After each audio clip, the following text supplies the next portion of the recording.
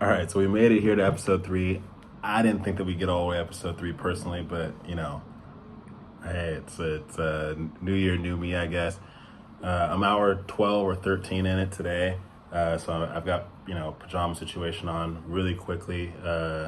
This is an unsponsored plug, but Viore, they make some of the best athletic wear in the business, softest clothes ever. Just had to say that really quick.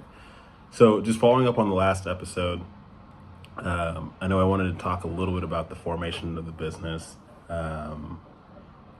get a little bit further into where we are today, and just what the company initially started out as. What the company really started out as is a consulting company.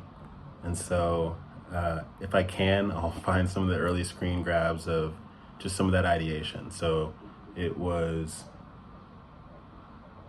centered around kind of a main objective, and that being I want to be able to help as many people as I can from a corporate side. Through my corporate career, I've been tasked to do a lot of different special projects and solve some very, very complex problems and challenges. And I wanted to leverage that skill to a bunch of different organizations at once. So high touch, high ticket, small number of clients. But ultimately what that would have meant is just a calendar full of calls. So, I built out the whole funnel, lovely website. Hopefully I can find it right now and I'll put the screen grab there of what it used to look like. But people could call in and there was clarity calls. And so, 15 minutes, it would link via Zoom, nice setup. But, as that company scaled and, kind of some of the challenges with traditional consulting, there's a lot of bodies and people that you need in order to run a successful consulting organization.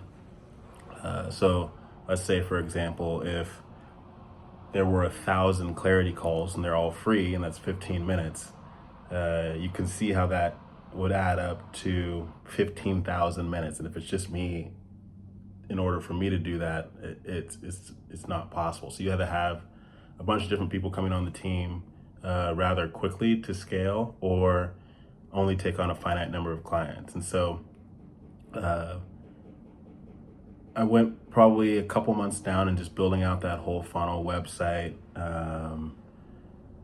what it would look like and what some of the product offerings may look like. So different playbooks, giving some free information out, things of that nature, so people can learn more about consulting or specific areas of business through our playbooks, whatever that may be.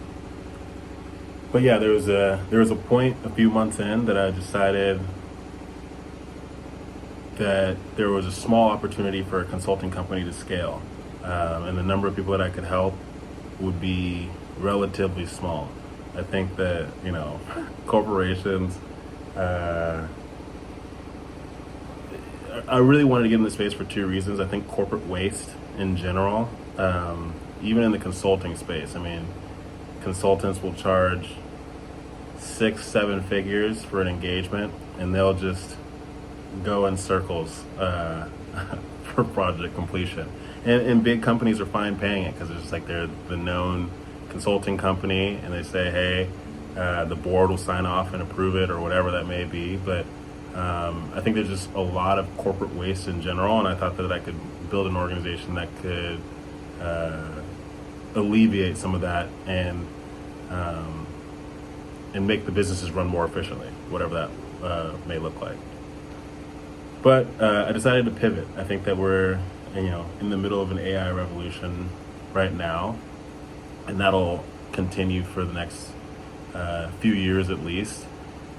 But I really wanted to get into digital product space because I think that could have a bigger impact on people like myself, or people who aren't a big corporation already. The masses, I guess I would say. And so, part of it was going to be productizing consulting, but I think it quickly pivoted to just digital products within the AI space. And so I'll get to that probably in the next episode of where the company is now, but to talk a little bit more about the consulting. So how I really see consulting is you can help a few people really deeply right now, right? And for a product, there's a lot of people that you can help over time, and that's, it's, you can create more leverage. So, early on, consulting did make a lot of sense. I could take everything I learned as a product leader, point it at a small number of companies, and that could be an excellent business. They'd get some really deep customized help. The organization would probably grow relatively quickly, but I decided to go a different path. There's two of us right now working on the organization. We'll see if we can get the other person to be in one of these videos. And for the internet researchers, you'll know who it is. But the two of us decided that productizing some of these AI tools. He's from an AI/ML background, and so it made sense to build some products in this particular space. So a couple things. Here's what was my initial assumptions behind consulting. Consulting felt emotionally aligned, so you're directly helping people, which is great. It felt like a safer move financially because people know big consulting or just consulting in general. So it's easy to replicate. And, people already just know what consulting is. They're very familiar with it. So, I think by helping a small group really intensely, that can be very, very meaningful. So initially, to me, consulting felt like the perfect path. And it just, solving people's messy problems, it felt very natural for me to say I'll do that and then make it a business. The challenge becomes, a lot of corporations are very, very slow moving. They have the same sort of challenges. If you go to organization to organization, you'll know that decisions aren't made in a day. It's 16 people have to sign off, and then it'll go in circles, and it's a big game of let's just kick the can down the road for as long as possible and not make any decisions. In a lot of large organizations, smaller ones are better at moving quickly. But I think for me, the realization moment was a couple different things. So first, there would be a scaling problem. So every new client, as I mentioned earlier, would be more hours on my or other people in the organization's calendar.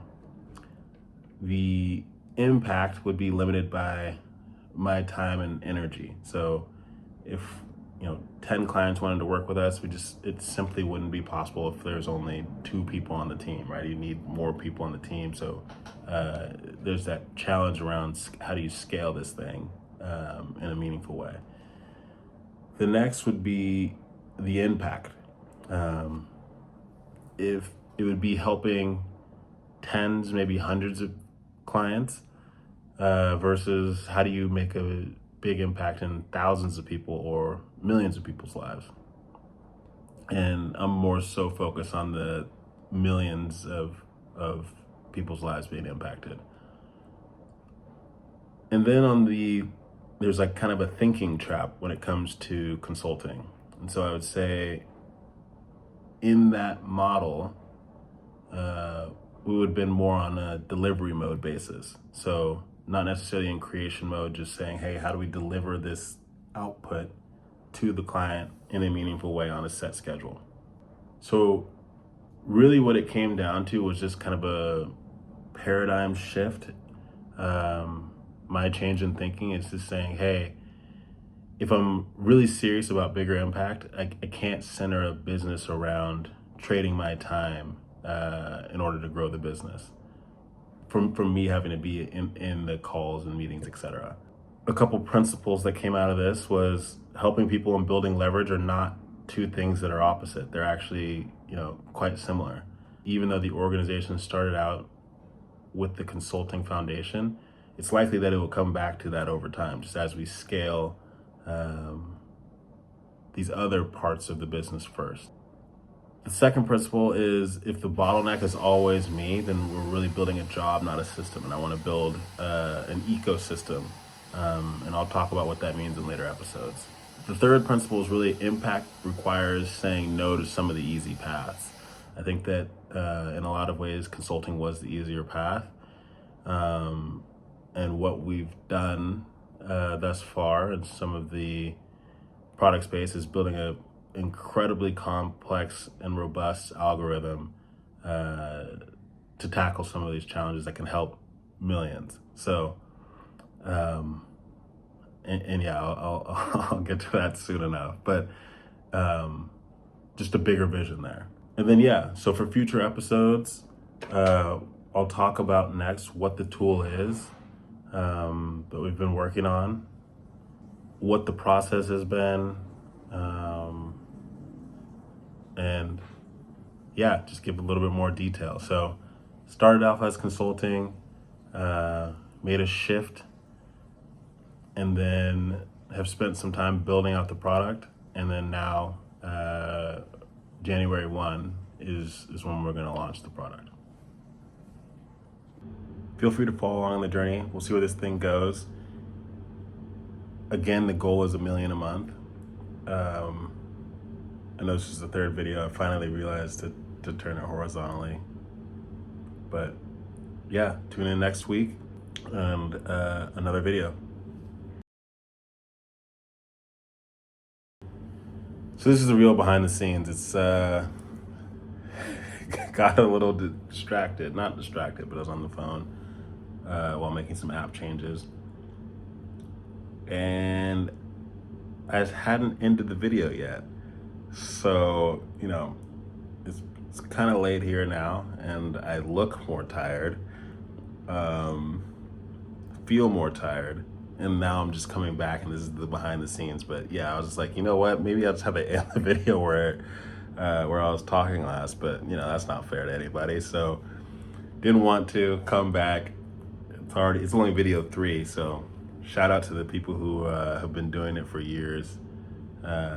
And dropping videos consistently on whatever channel, Instagram, YouTube, whatever space. But I'm on video 3 and it's rough. But we did it. So we'll just gotta move on to video 4, I guess. All right.